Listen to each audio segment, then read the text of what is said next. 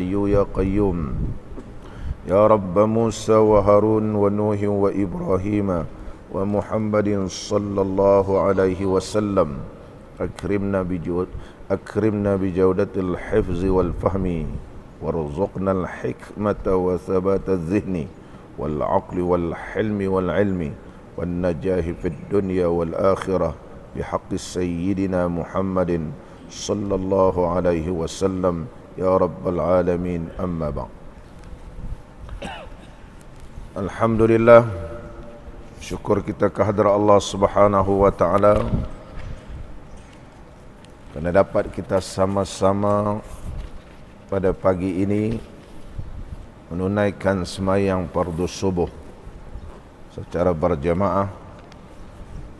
Kemudian kita sama-sama berzikir dan berdoa memohon kehadrat Allah Subhanahu wa taala, ya Allah menerimakan segala amalan kita dan digolongkan kita semua di kalangan hamba-hamba Allah yang bertakwa kepadanya. Dan seterusnya kita menyambung pengajian kitab kita Jam'ul Fawaid karangan seorang ulama yang alim, itu Syekh Daud Al-Fatani rahimahullahu ta'ala. Pada pagi ini kita akan membaca tajuk yang baru. Qala al-musannifu rahimahullahu ta'ala wa nafa'ana Allahu bi'ulumihi في الدارين آمين.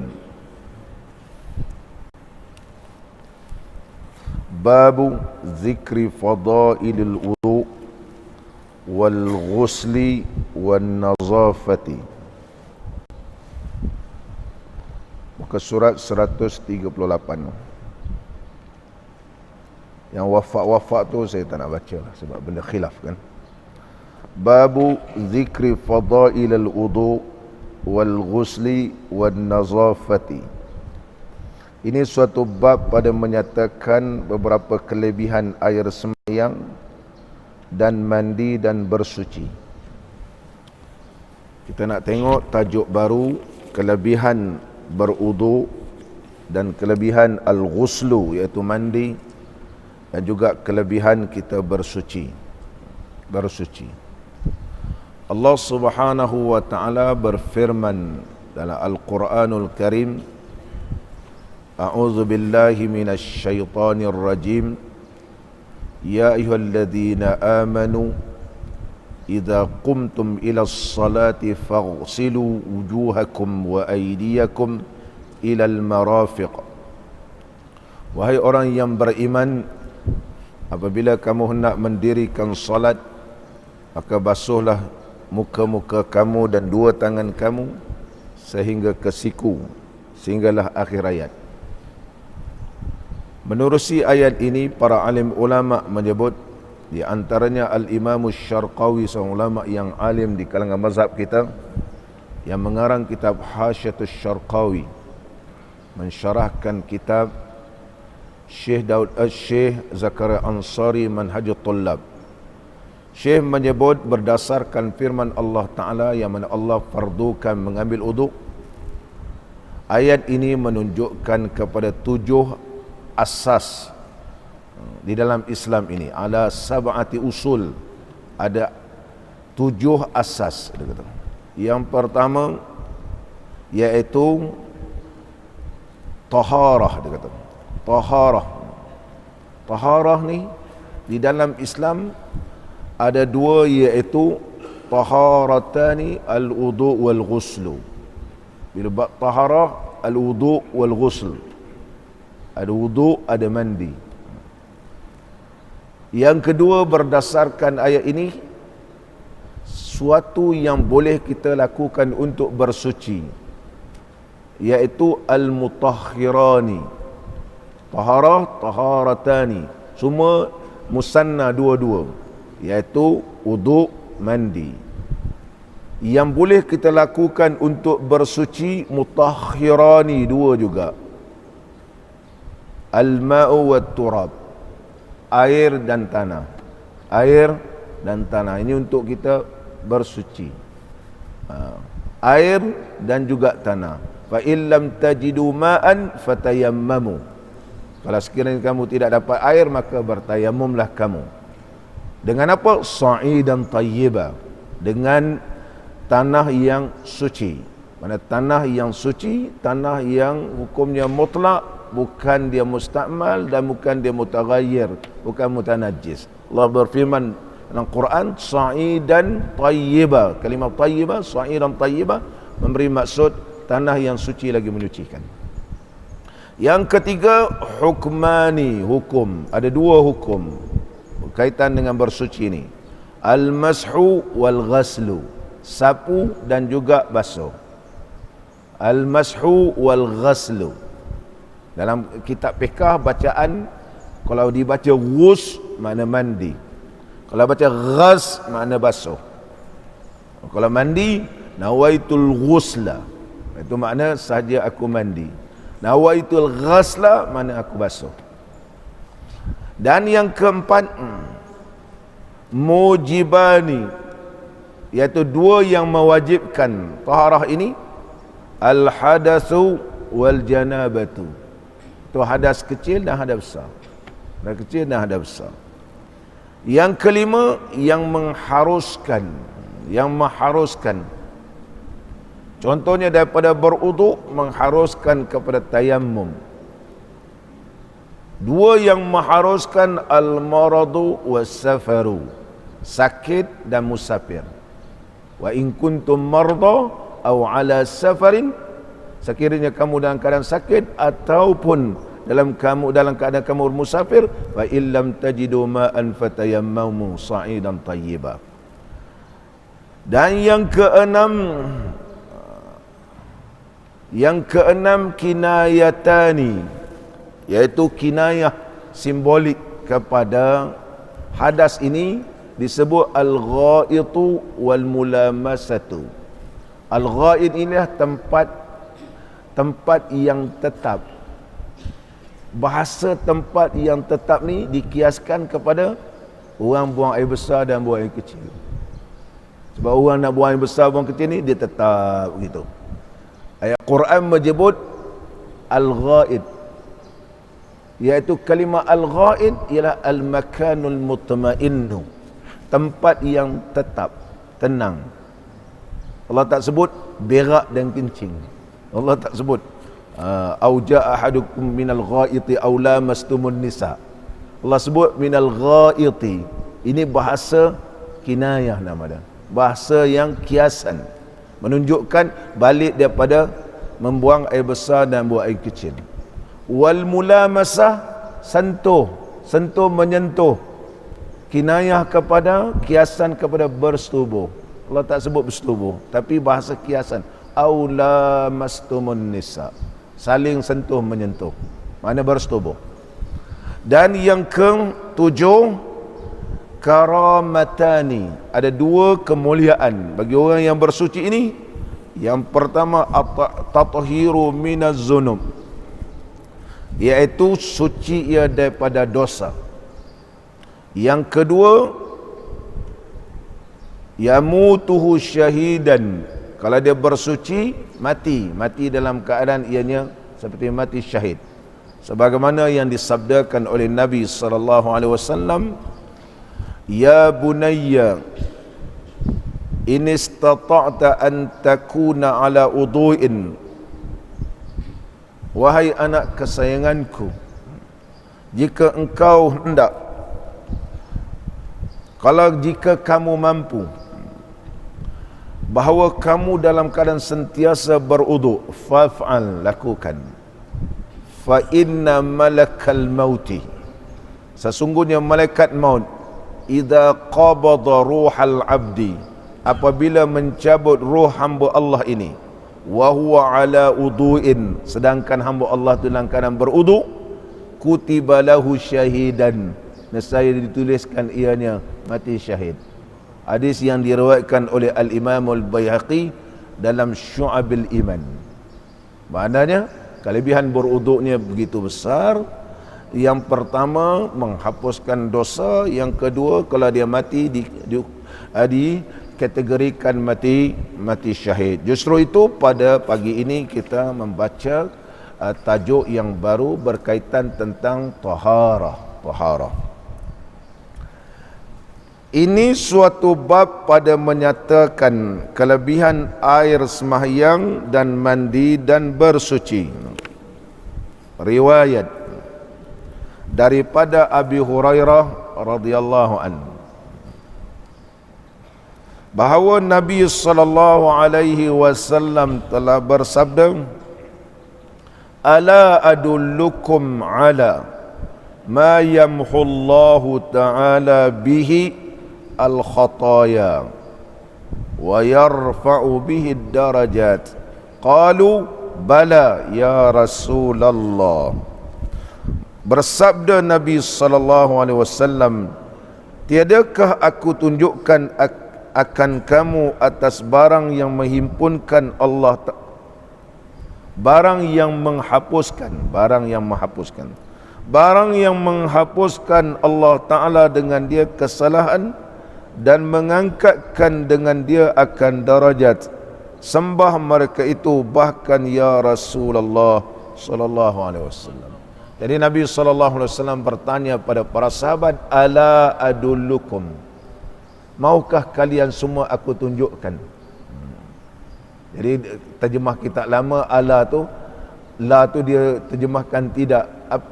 Adakah tidak mahu aku tunjukkan gitu. Ataupun ke bahasa kita sekarang ni, maukah aku tunjukkan kepada kamu satu amalan yang mana Allah Subhanahu wa taala akan hapuskan dosa kamu dan Allah angkatkan darajat dengan sebab amalan tersebut. Para sahabat Nabi sallallahu alaihi wasallam menjawab, "Sudah tentu wahai Rasulullah sallallahu alaihi wasallam." Sabda Nabi sallallahu alaihi wasallam yang pertama, isbaghul wudu, sempurnakan air sembahyang dalam kelakuannya, yaitu isbaghul wudu, meratakan wudu. Apa maksud meratakan wudu? Para alim ulama hadis menghuraikan isbagh ini memberi maksud ketika nak ambil wudu ni semua perkara sunat dilakukan.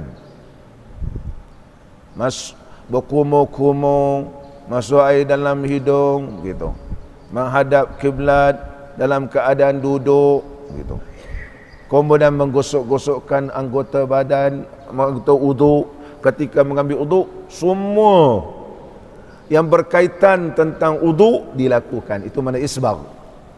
Kalimah isbagh, asbagha yusbighu isbagh, meratai makna merangkumi semua.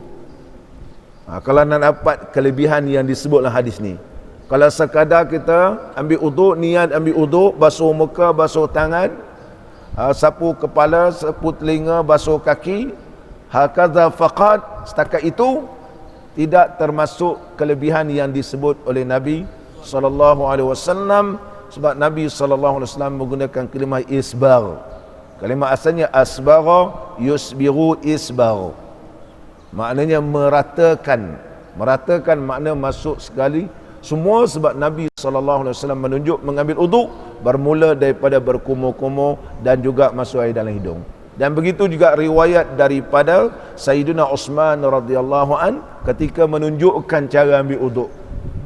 Ketika Sayyidina Uthman radhiyallahu an menjadi khalifah, maka khalifah yang ada ilmu, maka khalifah menunjukkan kepada rakyat macam mana cara nak ambil wudu. Jadi Sayyidina Uthman radhiyallahu an secara demonstrasi dia terus tunjukkan bagaimana cara ambil wudu. Bermula daripada berkumur-kumur, masuk air dalam hidung, basuh tangan 3 kali, semua benda sunat. Kemudian Sayyidina Uthman menyebut, inilah yang aku lihat. Sayyidina Uthman menyebut bahawa sesungguhnya Aku telah melihat Nabi sallallahu alaihi wasallam telah melakukan ibadat seperti ini. Ra'aitu Rasulullah sallallahu alaihi wasallam tawadda'a nahwa wudu'i hadha. Aku sendiri tengah melihat bahawa Nabi sallallahu alaihi wasallam telah beruduk seperti mana uduk aku lakukan, iaitu basuh tangan 3 kali, kemudian berkumur-kumur, masuk air dalam hidung, menghadap kiblat, duduk, semua benda sunat ni. Kemudian basuh muka 3 kali. Ini di antara yang disebut oleh Sayyidina Uthman radhiyallahu an. Maknanya dia meratai semua. Sunat-sunat tu kena dilakukan.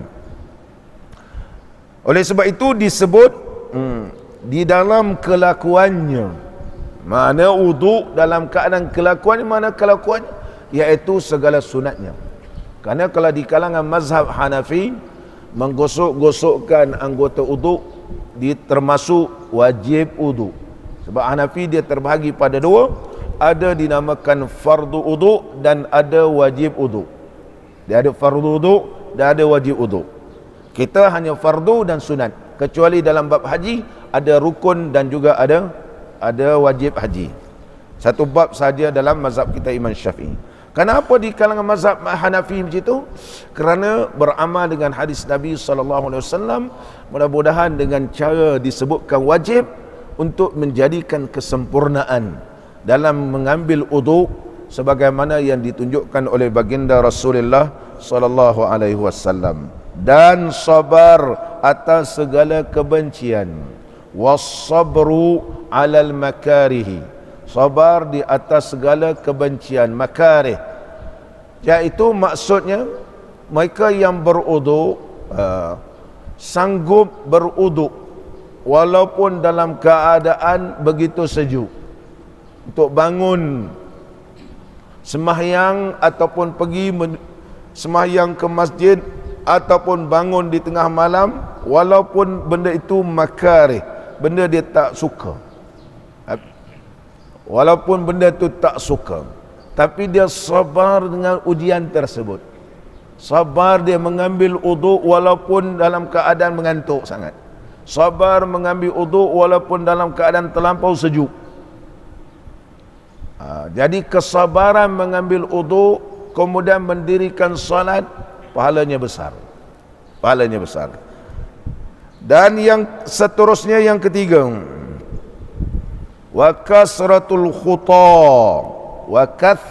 khuta ilal masajidi, dan banyakkan langkah kepada masjid. Banyakkan langkah pergi ke masjid. Ini juga besar dia punya kelebihan. Allah hapuskan dosa dan Allah angkatkan darajat. Allah angkatkan darajat. Wa kasratul khuta, kerana setiap langkah pergi ke masjid ini ianya dalam menghapuskan dosa, dan setiap kita angkat, pijak, hapus, angkat pahala. Angkat pahala. Dan dia antara lagi amalan menghapuskan dosa dan mengangkatkan derajat, wantizarus salati ba'da salah, menantikan sembahyang kemudian daripada sembahyang. Hati ini sentiasa bergantung dengan sembahyang. Maknanya lepas sembahyang zuhur berjemaah, hati ini juga nak sembahyang asar berjemaah.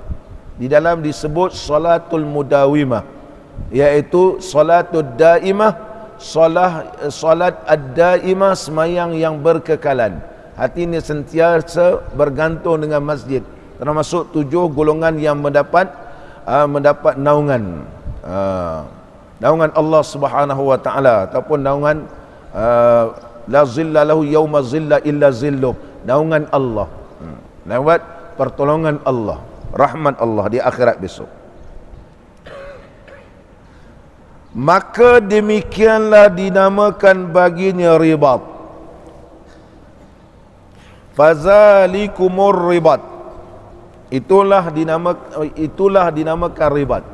Ribat ni ialah hukum asal ataupun kalimah asal ribat, ialah tempat kem-kem tentera yang berada di sempadan-sempadan negara, menjagakan keselamatan negara.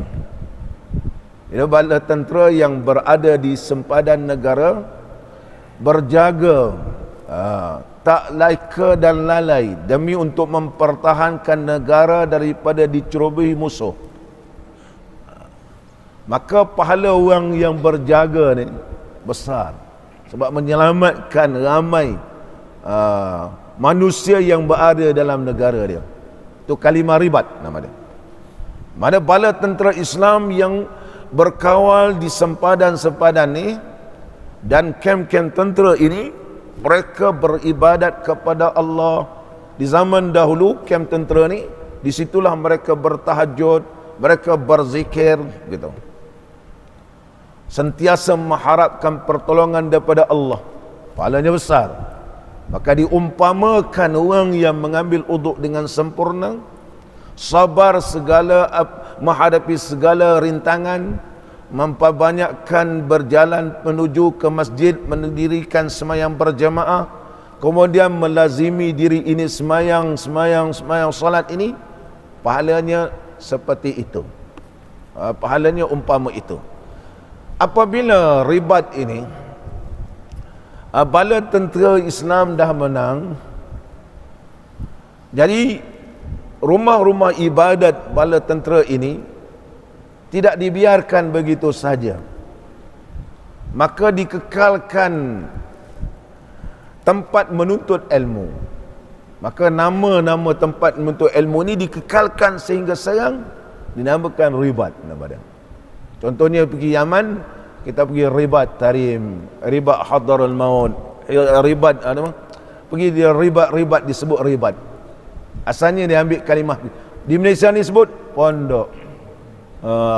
Dulu di Mekah, sebelum pembesaran tanah suci depan Masjidil Haram, ada beberapa tempat iaitu dinamakan ribat-ribat, tempat mengajinya orang-orang dulu, tok guru dulu mengaji. Dia disebut ribat-ribat. Sekarang dah tak ada dah sebab pembesaran tanah suci Mekah ni, maka ribat tu dah tak ada. Sistem ini dinamakan sistem pondok ataupun ribat. Kalimah ribat diambil daripada kalimah itulah. Seolah-olah mereka yang mengaji di ribat-ribat ni asalnya ribatud daulah, iaitu diikatkan daulah negara ini dalam keadaan dipelihara supaya tidak dicerobohi dan dicerobohi oleh musuh. Maka mereka ni sentiasa mengawal dalam keadaan beribadat dan mengharapkan pertolongan daripada Allah. Itu kalimah ribat, asalnya kalimah ribat. Sama balik kita ya'ni maksud ribat tu, a'na ya'ni maksud hadis ya'ni ay maksud hadis, ya'ni hadis ni memberi maksud kalimah ribat, kota kamu daripada seteru kamu. Itu maksudnya, iaitu al-husnu, iaitu benteng daripada musuh. Benteng daripada musuh yang mereka itu membentengkan negara ini dengan jiwa raga, memohon kepada Allah Ta'ala demi fi sabilillah, fi sabilillah, mencari redha Allah supaya tidak dijajah dan dicerobohi oleh orang kufar. Jadi seolah-olah pahala orang yang melakukan ibadat ini seperti orang yang mempertahankan negara di sempadan-sempadan ni. Ini yang disebut oleh Nabi SAW. Dan senyata diriwayatkan pada hadis bahawasanya hamba yang mukmin apabila selesai daripada wudu kemudian membaca, apabila seorang hamba Allah yang selesai mengambil wudu kemudian ia membaca.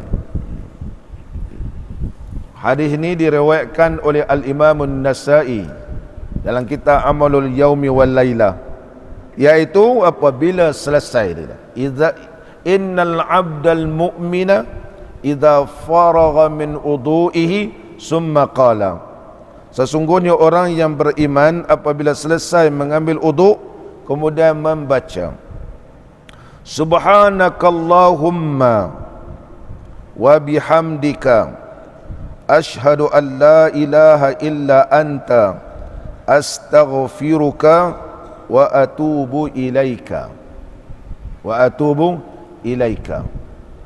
yukhtamu bi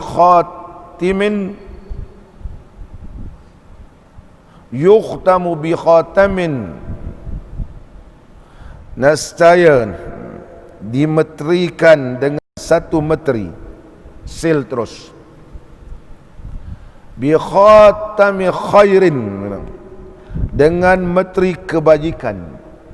Maknanya amalan kita ni bila kita ambil wudu kemudian kita baca doa, terus dimeterikan oleh Allah, sil terus, tidak ada yang boleh menyentuhnya dan tidak ada yang boleh mengganggu amalan tersebut.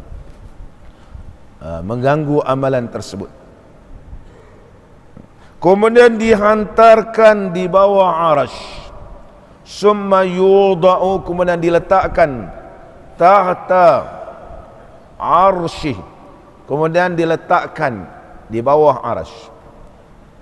Falam yukassar hatta yudfa ilaihi yaumal qiyamah, maka tiada dibukakan dia ataupun tiada dipecahkan dia. Yukassar makna tidak dipecahkan, ataupun diterjemah di sini tidak dibuka,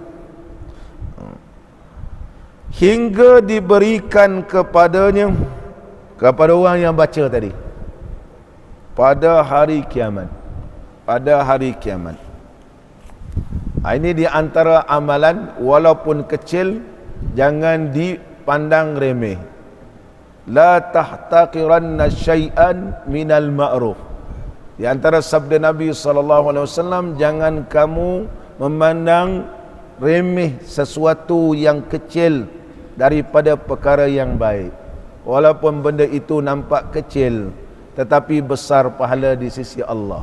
Di antaranya membaca doa selepas mengambil wudu. Di antara amalan yang disebut oleh Al-Imam Al-Ghazali juga, selepas mengambil wudu disunatkan juga membaca, dia kata,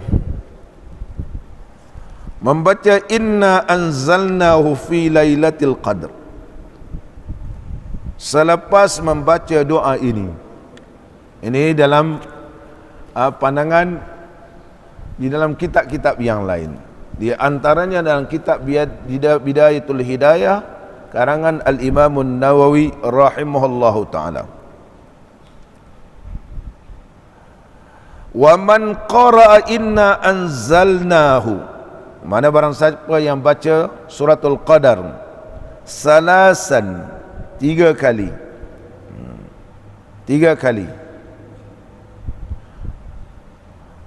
maka Allah Subhanahu wa ta'ala akan kumpulkan ia bersama dengan para anbiya alaihimus salatu wassalam. Kalau kita gabungkan dengan suratul qadar, barang siapa membaca sekali sahaja, fa inna man qara'aha marratan wahidatan fi ithri wudu'ihi, barang siapa membaca sekali sahaja inna anzalnahu fi lailatul qadr selepas mengambil wudu, kana minas siddiqin, maka ia digolongkan di kalangan orang yang siddiqin, kalangan orang yang membenarkan kitab Allah. Siddiq ini kalau kita rujuk dalam kitab Minhajul Abidin di Imam Ghazali menyatakan ada 10 ciri orang siddiqin dalam kitab Minhajul Abidin li Imam Al-Ghazali. Bukan sekadar maksudnya dia membenarkan kitab Allah, dan juga sabda Nabi sallallahu alaihi wasallam, dia ni seorang yang berakhlak dengan akhlak yang terpuji. Dari sudut zahir dan batin dia ada, tak silap saya, lebih kurang 10 ciri-ciri orang siddiqin yang disebut dalam kitab Minhajul Abidin li Imam Al-Ghazali rahimahullah ta'ala. Kalau baca 2 kali inna anzalna selepas ambil wudu ni, wa man qara'aha marrataini, barang siapa yang membaca 2 kali, kutiba fi diwanis syuhada, maka dituliskan ia di kalangan orang yang mati syahid, di diwan, di lembaran orang yang mati syahid. Wa man qara'aha thalasan hasyarahu Allahu mahsyaral anbiya. Barang siapa membaca 3 kali, nescaya Allah kumpulkan ia di kalangan himpunan para anbiya alaihimus salatu wassalam. Dan disunatkan membaca surah tersebut, dia kata, dan diiringi dengan doa. Kalau dalam kitab Ihya dia panjang, Allahumma ghfirli zambi. Habis sahaja baca surah Qadar, dibaca Allahumma ghfirli zambi, ya Allah ampunlah dosaku, wa wasi' fi dari, luaskanlah rumahku, wa barik li fi rizqi, berkatkanlah rezekiku, wa la taftini, dan jangan kau fitnahkan aku ya Allah. Mana jangan diujikan benda-benda yang takut menggugatkan iman. Wa la taftini bima zawaita anni, daripada apa yang telah kau terhijabkan, ataupun daripada apa yang telah kamu tutupkan. Zawaita minni, kalimah zawai bermakna qabatta, apa yang telah kamu genggamkan, pegangkan daripadaku. Maksudnya kalau Allah halangkan, kita minta pada Allah janganlah diujikan kita dengan ujian yang takut kita tak mampu nak hadapi. Ini dalam kitab karangan Al-Imam Al-Ghazali rahimahullah ta'ala sebagai tambahan kitab kita. Sambung balik. Dan riwayat daripada Sayyiduna Umar radhiyallahu anhu bahawasanya Nabi sallallahu alaihi wasallam bersabda, apabila selesai seorang kamu daripada uduk, maka berkata ia. Maksudnya apabila seorang sudah habis ambil uduk, bacalah doa ini. Ashhadu an la ilaha illallah wahdahu la syarikalah. Kalau yang tadi bermula subhanakallahumma, maha suci engkau ya Allah, wa bihamdika, maha suci engkau ya Allah, dan aku memuji engkau dengan pujian. Wa bihamdika ay ahmaduka bihamdik, takdiruhu begitu. Subhanakallahumma wa bihamdika ay ahmaduka bihamdik, aku senantiasa memuji engkau ya Allah. Ashhadu an la ilaha illa anta, aku nak saksi bahawa tiada Tuhan melainkan engkau ya Allah. Astaghfiruka, aku sentiasa beristighfar, memohon keampunan kepada engkau ya Allah. Wa atubu ilaika, dan aku sentiasa bertaubat. Wa atubu makna sekarang, fi'il mudhari' itu. Astaghfiruka pun fi'il mudhari', makna sekarang ni aku minta ampun. Wa atubu ilai, dan aku minta, dan aku bertaubat sekarang ni ya Allah. Maknanya bukan main-main gitu. Oleh sebab itu digunakan kalimah menggunakan fi'lul mudhari'. Al-fi'lul mudhari' yadullu 'alal hal wal istimrar. Fi'il mudhari' menunjukkan sekarang dan juga akan datang berterusan. Pengakuan kita depan Allah Subhanahu wa taala. Bacaan yang seterusnya, asyhadu an la ilaha illallah wahdahu la syarikalah. Kalimah asyhadu juga fi'il mudhari'. Kita menyaksikan bukan sekarang, bukan setakat sekarang, seterusnya. Asyhadu, syahida yashhadu, mana asyhadu an la ilaha illallahu, tiada Tuhan melainkan Allah. Allah yang mana? Wahdahu, asa, Allah itu asa, la syarikalah, la ni la nafiyah lil jinsi, menafikan apa jenis pun, tidak ada satu jenis syirik pun bagimu ya Allah. Itu kalimah la nafiyah lil jins. La ni makna tidak, mana menafikan segala apa jenis syirik. Kita mengaku depan Allah, la syarika lahu, tidak ada satu jenis syirik pun bagimu ya Allah. La ni la nafiyah lil jins. Kalau mengaji ilmu tajwid, la tabri'ah namanya, la raiba fi, la syakka. Jadi baca 2 harakat sebab la dinamakan mat tabri'ah. Mat tabri'ah kerana la la nafiyah lil jins. Kalau mengaji ilmu nahwu disebut la nafiyah lil jins. Kalau mengaji ilmu tajwid disebut mat tabri'ah. Sambung balik. Wa ashhadu anna Muhammadan.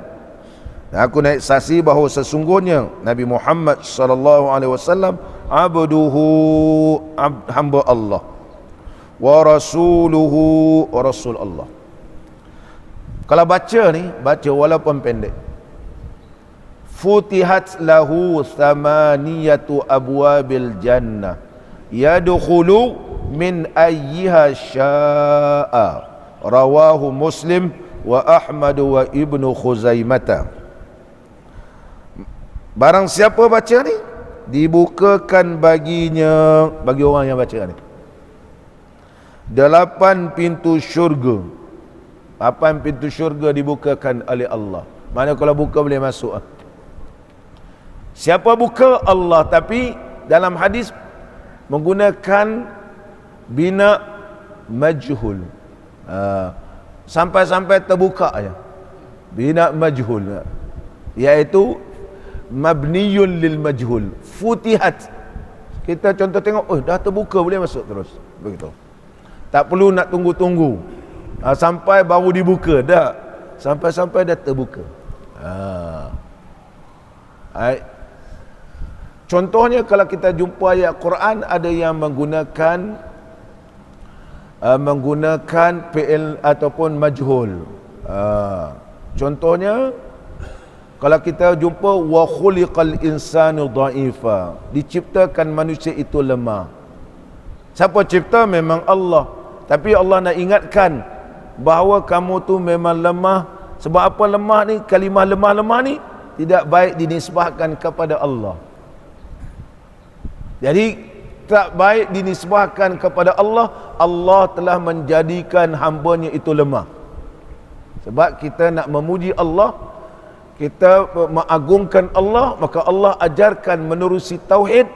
Benda-benda tak baik jangan nisbah pada Allah. Memang Allah ciptakan, tapi Allah guna kalimah wa khuliqal insanu dha'ifa, diciptakan manusia itu lemah. Siapa yang cipta? Allah. Tapi kena beradab dengan Allah. Beradab dengan Allah. Digilakan orang itu. Junna. Tak disebut jannallahu, jannahullah, Allah menggilakan dia. Tapi disebut dalam bahasa Arab junna, dia tu digilakan. Memang Allah gilakan dia, tapi kerana beradab dengan Allah. Ini ilmu tauhid, beradab dengan Allah. Sama balik kita kata, qala al-musannifu rahimahullahu ta'ala, dibukakan baginya 8 pintu syurga. Kalau dah dibuka untuk apa? Masuk ia daripadanya apa pintu yang dia kehendaki. Dia boleh masuk mana-mana pintu. Ada orang contoh tanya pula, hari ni pun baca, tadi baca, lepas ni pun baca, lepas ni pun baca, berapa banyak pintu dibuka? Ada orang cuba bermain-mainkan dengan hadis-hadis Nabi sallallahu alaihi wasallam. Kalau sekarang ni ada seorang hamba Allah, bapa dia dulu Tok Imam, tapi sekarang dia jadi Masihi Kristian, orang Morocco. Nama dia Rashid Morocco. Nama dia Rashid Morocco. Dia suka pertikaikan hadis-hadis Nabi. Dia Islam dulu. Bapa dia Tok Imam. Bapa dia kata, aku nak kau jadi ulama besar. Tapi mak dia kata, nak makan apa besok kalau ngaji agama? Mak dia. Jadi sampai bergaduh dengan suami isteri. Lama ayah dia mengalah, tak apalah. Tapi dengan syarat, biarlah dia jaga semayang, jaga solat. Adik-beradik dengan bini dia ni, adik-beradik dengan Tok Imam ni, adik-beradik dengan bini Tok Imam ni, mana mak si Rashid ni. Antarlah si Rashid ini mengaji, belajar di Casablanca. Belajar di Casablanca. Duduk dengan pakcik dia. Dah lah duduk dengan pakcik, duduk kawasan Casablanca bukan tak tahu. Dalam keadaan tak semayang, tak solat, campur dengan budak-budak Kristian ni. Lepas tu dia terpengaruh dengan seorang padri, dia hadiah dengan Bible, tiap-tiap hari dia baca Bible. Dia kata dia cukup terharu kerana dihadiahkan Kitabul Muqaddas walaupun tak ada kulit. Dia seronok baca. Dan dia sekarang dia suka menghantam Islam. Hari-hari dia hantam pasal hadis Nabi berkaitan tentang pahala-pahala ni. Dia kata banyak pahala, berapa kali, macam mana pula? Barang siapa yang berzikir, yang membaca Qul huwallahu ahad sekali baca, maka membina satu mahligai dalam syurga. Kalau sekarang dia baca sampailah dia tua besok, berapa ribu mahligai dalam syurga. Dia cakap begitu. Dia suka ragu orang sana berjuta-juta mahligai tak sampai syurga tu. Dia agak syurga ni macam dalam dunia. Tapi ucapan dia ni suka meragukan, ditakuti mereka yang mengikut dia ni jadi sesat dan keluar Islam, tak percaya dengan Islam. Bahaya, sebab dia asal Islam. Dia mengaji pun dengan ayah dia. Memang hebat dia. Ni Rashid Morocco nama dia. Rashid Morocco. Sikit lagi buku-buku dia apa semua di Mesir. Seorang lagi Mustafa Rashid, nama juga Rashid. Mustafa Rashid pun tak boleh pakai juga. Babi pun tak haram. Yang terbaru dia keluar, dia kata tak haram babi, asalnya haram tapi telah dinasahkan hukumnya. Rosak orang tua ni. Azhar juga no. Azhar. Ada 3 orang keluaran Azhar mirip pada Kristian. Sekarang ni banyak buku-buku dia. Kita takut diterjemahkan dalam bahasa Malaysia, bawa dalam negara kita, hanyut orang budak-budak kita. Ini cabaran. Sambut Maulid Rasul, kita berselawat, tapi musuh-musuh Islam sekarang ni cuba buat benda-benda ni untuk jadi orang ni ragu tentang Islam, ragu tentang Islam. Di antara serangan dengan hadis-hadis begini. Kalau baca ni boleh masuk pintu syurga mana-mana. Kalau besok baca lagi, astagfirullah. Benda ghaib ini kita beriman kepada Allah. Ini menunjukkan keistimewaan yang Allah berikan kepada orang yang beriman kepada Allah Subhanahu wa taala. Qala al-musannif rahimahullah wa nafa'ana Allahu bi'ulumihi fid darain amin. Dan lagi sabda Nabi sallallahu alaihi wasallam, tiada daripada kamu, daripada seorang laki-laki yang mengambil air sembahyang kemudian berkumur-kumur, kemudian diisapkan air ke hidungnya. Ini istinsyaq. Mula-mula iaitu berkumur-kumur, madmadah nama dia, madmadah. Kemudian berkumur-kumur ni, kita kumur kita buang, kita kumur kita buang, kita kumur kita buang. Ataupun kumur nak telan terus pun tak ada masalah, tetap dikirakan madmadah. Tapi terlebih afdal ialah kumur buang, sama ada satu tapak tangan kumur buang, kumur buang, kumur buang satu, ataupun riwayat yang lain menggunakan 3 atau 1, 2, 3, itu terlebih afdal. Ataupun satu kumur masuk dalam hidung, kumur masuk dalam hidung kalau tapak tangan besar pun boleh. Ataupun kumur masuk air hidung pun boleh. 2 kaedah diajarkan oleh Nabi sallallahu alaihi wasallam. Imam Saiti menyebut kerana apa masuk dalam hidung? Kerana disebut oleh Nabi sallallahu alaihi wasallam lubang-lubang hidung ni ialah dinamakan jalan-jalan syaitan. Ini lubang-lubang ni ialah merupakan jalan-jalan syaitan. Maka bila kita baca bismillah, Allahumma salli ala Muhammad. Contoh di kalangan ulama tasawuf, Al-Imam Syuhrawardi rahimahullah ta'ala menyebut dalam kitab beliau Awariful Ma'arif, menyatakan bahawa masuk air dalam hidung pun baca doa, baca doa dan ditambah dengan selawat. baca doa masuk air hidung, minta supaya Allah Ta'ala berikan, dapat mencium syurga Allah, dapat mencium syurga Allah. Sama dalam kitab Hidayatus Salikin, dalam Hidayatus Salikin pun ada. Ketika mana berkumur-kumur, membaca Allahumma aujidni raihatal jannah. Masa berkumur-kumur, mohon pada Allah Subhanahu wa Ta'ala, ya Allahumma a'inni ala tilawati kitabik. Ya Allah, ya Tuhanku, tolonglah aku. Tolong apa? Ala tilawati kitabik, supaya aku dapat membaca kitabmu ya Allah, Quran. Wa kasrati zikir, dan banyak berzikir. Mana berkumur 3 kali ni, minta supaya bila kumur ni Allah pemudahkan baca Quran, Allah pemudahkan banyak berzikir.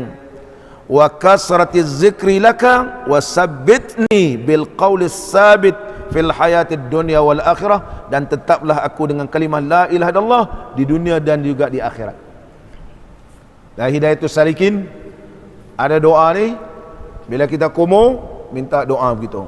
Bukan kumur saja, tapi doa supaya mulut kita ni sentiasa baca Quran dan berzikir dan tetap dengan kalimah la ilaha illallah di dunia akhirat. Kemudian bila masuk dalam hidung, Allahumma aujidni, ya Allah, dapatkanlah aku. Allahumma aujidli raihatal jannah, dapatkanlah aku ya Allah mencium bau syurga. Wa anta anni radin, engkau redakan daripada aku. Ini walaupun hadis ini dhaif, tapi di kalangan mazhab Hanafi menganggapkan ianya adalah sunat, sebagaimana disebut oleh Syekh Profesor Wahbah Zuhaili, Allah yarhamu, seorang ulama yang alim, ulama yang alim, alim ilmu fiqh, alim usul fiqh, alim tafsir. Ketika beliau datang ke Malaysia ni dulu, sebab di Malaysia ni ramai sangat ulama yang ada memberi fatwa baca selawat tip ni jadi kafir, jadi sesat, syirik. Allahumma salli ala sayyidina Muhammad tibbil qulubi wa dawaiha. Boleh jadi syirik, takkan Muhammad pula boleh mengubat, yang mengubat Allah. Dia kata begitu. Kalau Quran macam pula, wa nunazzilu minal qur'ani ma huwa syifaa'un wa rahmah, dan telah kami turunkan Quran itu ianya ubat dan juga rahmat. Quran boleh ubatkan Allah, kan? Yang mengubat Allah, tapi itu ayat Quran. Wa nunazzilu minal qur'ani ma huwa syifaa'un wa rahmah, sesungguhnya kami telah menurunkan Quran itu syifa, ubat. Adakah Quran itu yang jadi ubat? Yang mengubatnya ialah menyembah Allah, tapi Quran itu Allah turunkan berkat. Begitu juga Nabi SAW, Allahumma salli ala sayyidina Muhammad tibbil qulubi wa dawaiha. Bacaan ini asalnya daripada Syekh Al-Imam Rifai. Syekh Imam Rifai menyatakan, dia telah menyatakan riwayatnya sehingga bertemu dengan Sayyidina Ali radhiyallahu anhu. Dia bertanggungjawab bahawa amalan ini mempunyai silsilah Ahlul Bait, keturunan Nabi SAW sampai Sayyidina Ali. Mereka menyimpan silsilah tersebut. Dan saya belajar di Mesir itu, saya simpan silsilah bermula daripada Al-Imam Rafi'i sehingga sampai ke Sayyidina Ali. Ini Ahlul Bait yang simpan. Takkan nak sebarkan. Tiga tidak pernah menjumpa mana-mana riwayat dalam kitab, memang takkan kau jumpa. Sebab benda ini diijazahkan melalui silsilah Ahlul Bait, keturunan Nabi SAW, dan disimpan sehingga sampai kepada Sayyidina Ali, yang diyakini bahawa kesahihannya begitu. Pagi cari ke kedai-kedai, mana nak jumpa. Juga tanya pada Profesor Dr. Wahbah Zuhaili, Allah yarhamuh, beliau datang sini sebelum beliau meninggal dunia. Sahabat saya tanya, doktor, kata, Syekh, apa hukum baca selawat tip? Apa Profesor Dr. Wahbah Zuhaili, Allah yarhamuh, jawab, ana sendiri amalkan. Ana sendiri amalkan. Ulama besar, kita baca tafsir Al-Munir karangan Syekh, kita baca Fiqhul Islami wa Adillatuh, kita baca Usul Fiqh Profesor Dr. Wahbah Zuhaili, seorang ulama yang alim. Kita ni karang kitab mendadak. Tafsir Al-Munir punya berapa jilid. Fiqhul Islami wa Adillatuh, Allahu Akbar. Seorang yang alim. Alhamdulillah, ada beberapa penyakit anak ni kerana berkat selawat ni Allah sembuhkan. Ini betul disebut. Allahu Akbar. Sama balik kita muslimin dan muslimat yang dirahmati oleh Allah. Kalau nak kita kata syirik tak syirik, tanya orang yang tahu. Tak semua benda ini dicetak. Tak semua ada di pasaran. Cari-cari dalam internet, memang sampai kiamat takkan jumpa. Qala al-musannif rahimahullahu ta'ala wa nafa'ana Allahu bi'ulumihi fid daraini, iaitu Nabi SAW bersabda, masukkan air ke dalam hidung dan dihembuskan, buang. Isap, buang. Imam Sayyuti kata ini tempat syaitan. Oleh sebab itu bila kita baca doa, keluar syaitan. Itu Imam Sayyuti sebut. Imam Sayyuti. Ulama-ulama ahli zahir, ulama hadis yang lain kata disebutkan syaitan kerana di dalam ni banyak benda-benda kotor, maka kotor-kotor tu diumpamakan syaitan. Bila masukkan air dalam hidung, keluarlah kotor-kotoran yang ada dalam hidung. Jadi kalimah syaitan tu bukan syaitan yang betul, tapi syaitan mana kotoran. Imam Sayyidi kata kalau syaitan betul lah. Bermakna kalau orang ambil uduk, sentiasa ambil uduk, baca doa, keluar syaitan, tak ada syaitan bersemadi dalam badan. Ini Imam Sayyidi sebut. Al-Hafiz Al-Imam Sayyidi rahimahullah ta'ala. Dan dihembuskan melainkan keluar dosanya yang ada pada mulutnya. Mana berkumur-kumur, buang, insya-Allah keluar segala dosa. Karena kita nak bertemu dengan Allah, nak berbicara dengan Allah Subhanahu wa ta'ala. Muslimin dan muslimat yang dirahmati oleh Allah.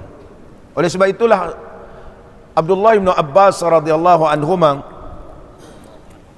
pernah berkata, diriwayatkan daripada Abdullah bin Abbas radhiyallahu anhuma, syuri'a al-istinja'u liwat'il huril 'ain.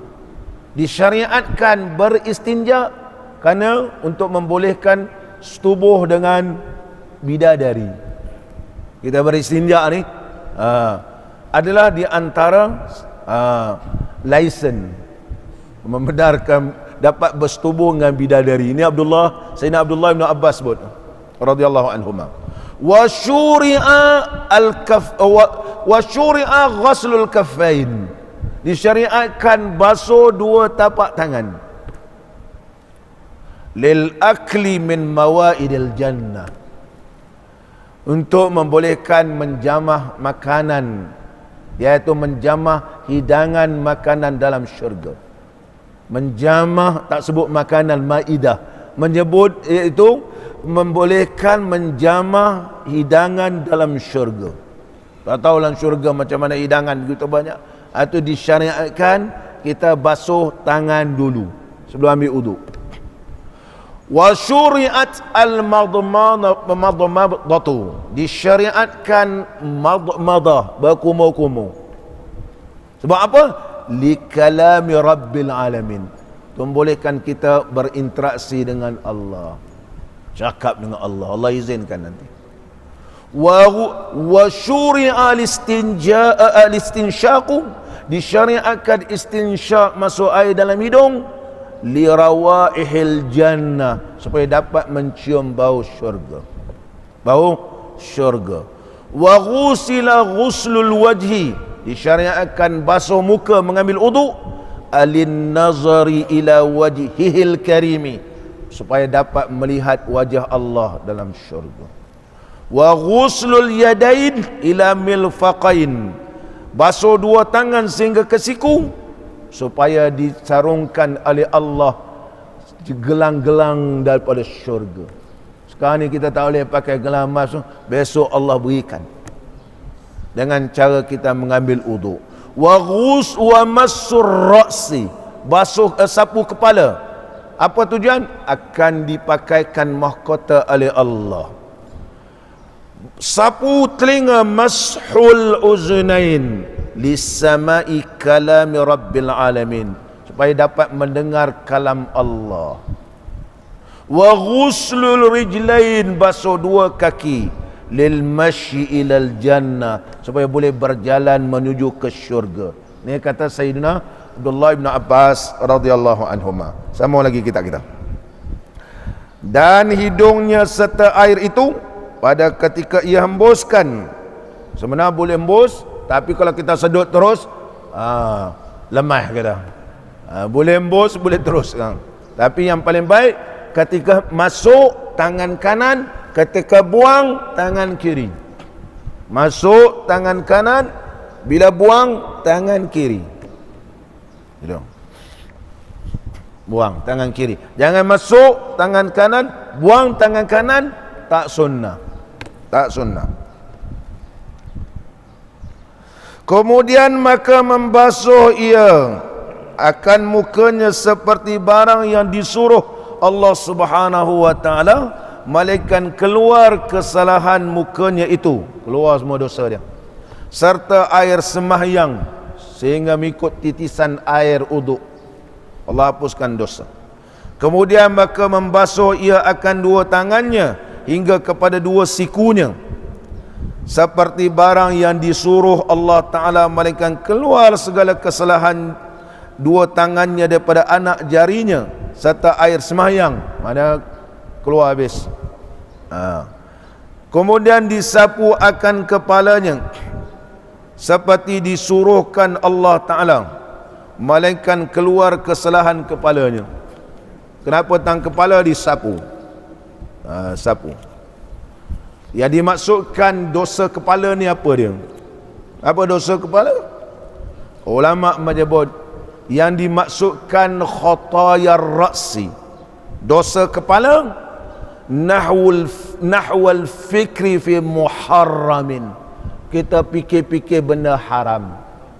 Kita fikir-fikir benda haram. Oleh sebab itu bila kita sapu, Allah hapuskan dosa. Banyak benda haram kita fikir ni. Wa tahrikur ra'si istihza'an li muslimin. Di antara dosa kepala ni, kita geleng-geleng kepala kerana menghina orang. Tu macam mana tu? Kita kan. Kita tanya macam mana orang ni. Kita tak bagus, tapi kita isyarat dengan kepala. Banyak buat begitu. Tu. Itu contohnya. Ini dosa kepala. Tahrikur ra'si istihza'an li muslim. Menggeleng-gelengkan, goyang-goyang kepala kerana memperhina seseorang atau mempelekeh seseorang. Ini dosa kepala. Dan juga watamkinu,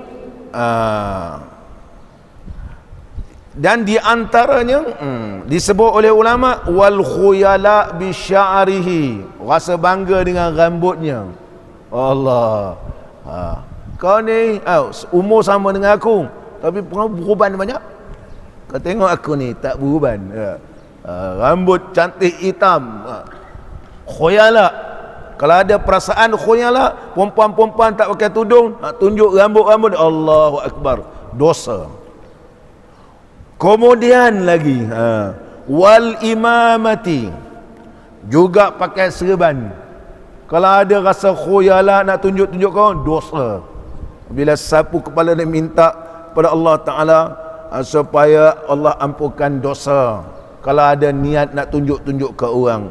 Wa irsalul uzbati fakhran wa kibra, datu ekor serban ni panjang. Panjang ni sunnah macam mana ni Syekh? Entah tak sunnah, ketot dia kata. Ni sunnah, ada fakhran ni menunjuk-nunjuk, wa kibran, dan juga takabur, minta Allah Ta'ala ampunkan dosa kepala. Muslimin dan muslimat yang dirahmati oleh Allah Subhanahu wa Ta'ala. Dan sambung lagi. Oleh sebab itu bila kita berhadas, cepat-cepat ambil wudu. Sebab terdapat dalam sepotong hadis Nabi sallallahu alaihi wasallam, man ahdasa wa lam yatawadda faqad jafani. Barang siapa berhadas dan tidak beruduk, maka ia keras hati kepadaku. Wa man ahdasa wa tawadda, siapa berhadas dan mengambil uduk, walam yusalli faqad jafani, dia ambil uduk dan tak sembahyang sunat uduk, keras hati kepadaku. Ada qudsi. Wa man ahdasa wa tawadda wa shalla summa lam yad'uni faqad jafani, barang siapa berhadas kemudian ambil uduk, sembahyang 2 rakaat tapi tak berdoa dengan aku, keras hati dengan aku. Wa man ahdasa wa tawadda wa shalla raka'atain, barang siapa beruduk dan dia sembahyang 2 rakaat, wada'ani, dan dia minta doa kepadaku, Allah berfirman, walam astajib lahu faqad jafautu, kalau aku tak makbulkan doa, keras hatiku. Allah kata aku makbulkan. Walastu bi rabbin jafin, aku bukan Tuhan yang keras hati. Bukan keras hati. Ini dalam hadis qudsi yang dipetik oleh Al-Imam Jordani rahimahullah ta'ala dan menyebut dalam kitab beliau Fathul Alam. Muslimin dan muslimat yang dirahmati oleh Allah. Sama lagi.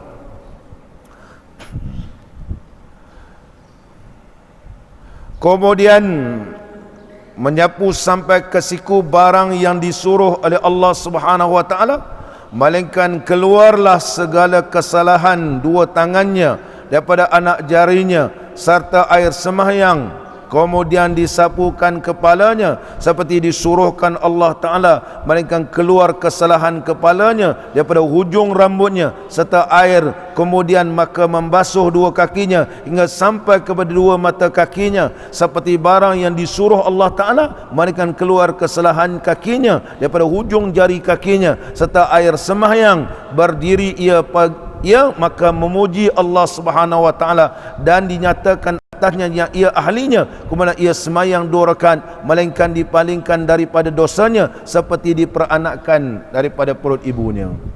Mana kalau orang terus sembahyang 2 rakaat, maka seolah-olah dia baru dilahirkan daripada perut ibunya. Ulama menyatakan barang siapa yang mengkali beruduk, ianya mendapat kemuliaan diberikan oleh Allah Ta'ala sebanyak 7 kemuliaan.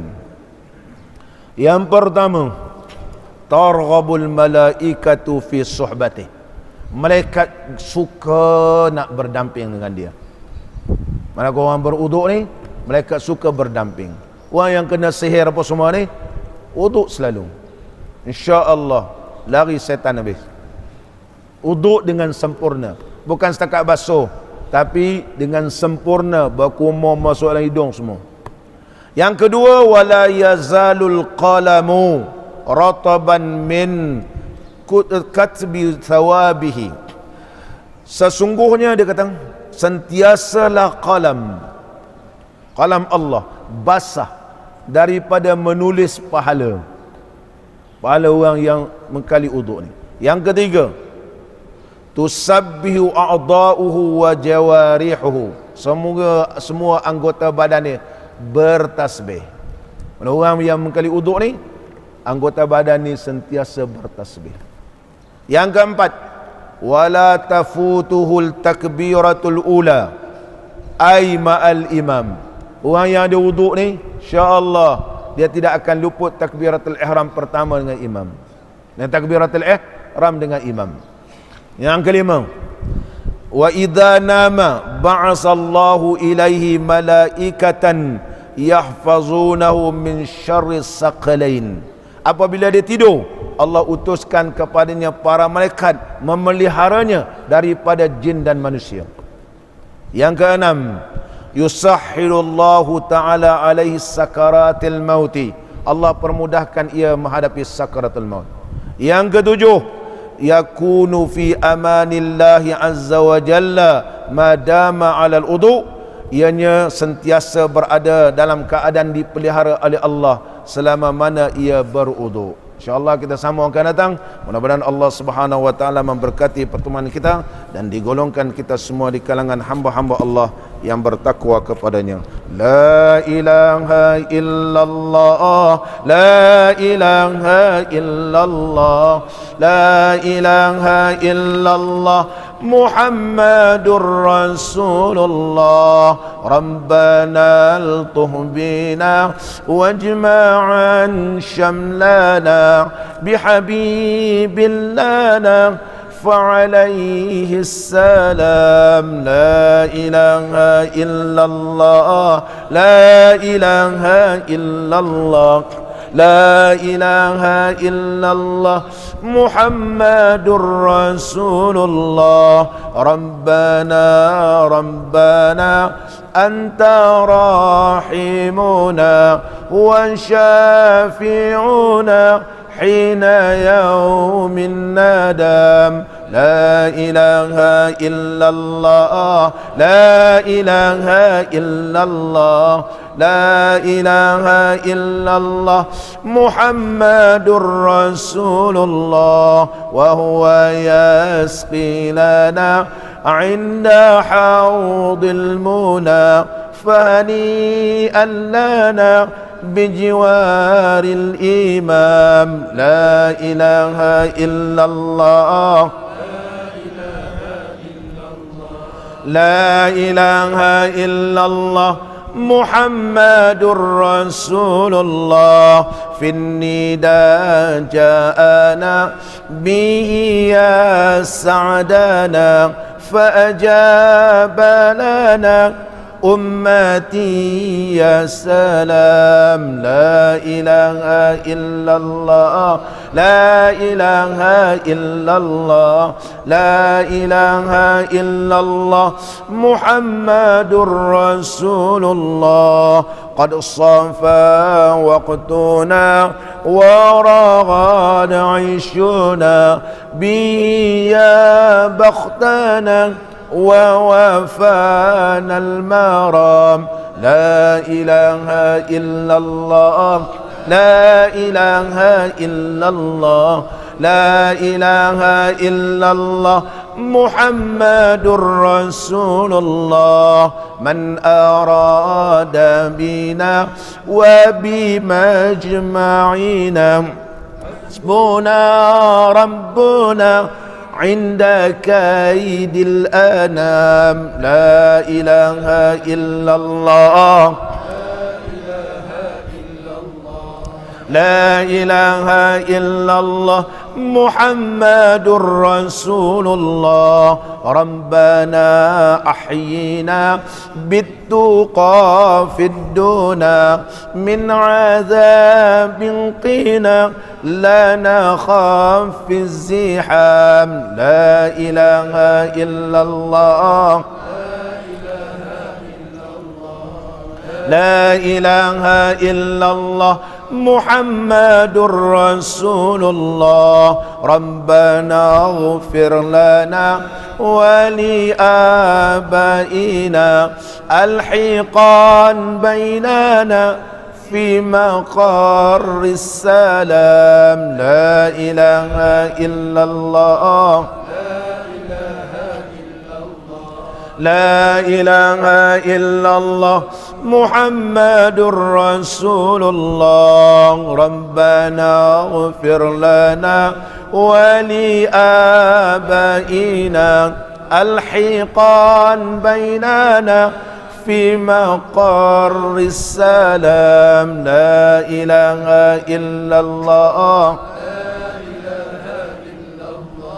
لا إله إلا الله، محمد رسول الله. ربنا اغفر لنا ولآبائنا الحقان بيننا في مقر السلام. لا إله إلا الله،